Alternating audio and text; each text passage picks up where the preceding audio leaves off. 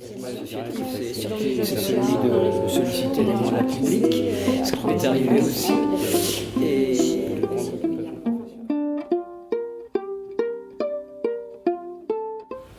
Alors, mon parcours de bénévolat s'est fait juste après, j'étais licenciée, donc en retraite, licenciée puis en retraite.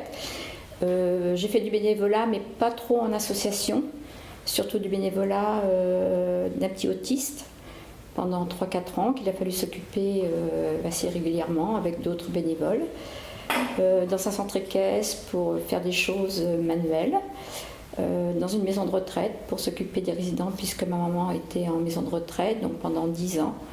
Je faisais partie du conseil de vie sociale, donc j'ai participé au bénévolat.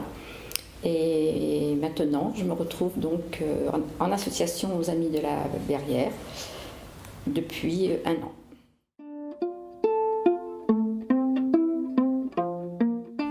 Non. Non. Non. En fait, vous le faites depuis que vous êtes en retraite et vous avez du temps. J'ai du temps et personnellement, le bénévolat m'apporte beaucoup de choses.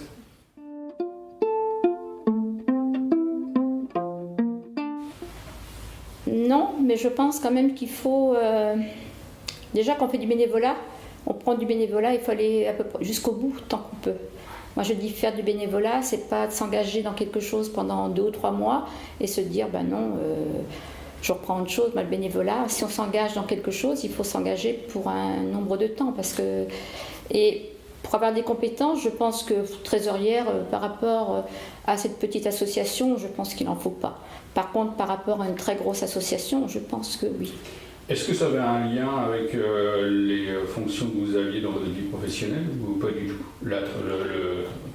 Bon, à ce niveau, à l'heure actuelle, par rapport à la grandeur de l'association, non. Je pense qu'au niveau de notre association, je pense que toute personne peut gérer la petite comptabilité, en fait.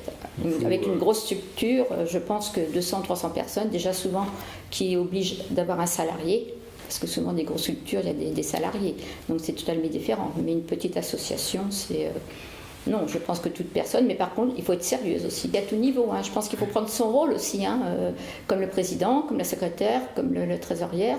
Je pense qu'on s'engage dans quelque chose et je pense qu'il faut le prendre sérieusement aussi. C'est pas parce qu'on est bénévole qu'il faut déraper. Et moi, je dis qu'il faut être sérieux comme dans un travail, en fait.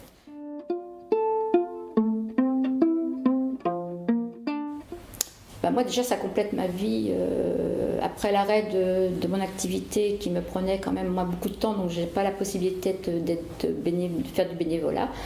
Maintenant ça m'apporte de compléter aussi, de ne pas rester chez moi à regarder, lire un livre ou à regarder les murs, à rien faire en fait. Et le bénévolat apporte qu'on rencontre beaucoup d'autres personnes de tout niveau social. En fin de compte il y a un mélange de gens et on se rend compte qu'à l'heure actuelle de nos jours, avec tout ce qui se passe, on peut être de n'importe quoi. Et quand on est dans une association, il n'y a aucun... on veut dire... on peut avoir n'importe quel travail, venir de n'importe quel milieu. Et en fait, le milieu associatif... permet des rencontres. Nous permet des rencontres de beaucoup de gens, en fait. Et c'est du plaisir. Ah ben, que du plaisir.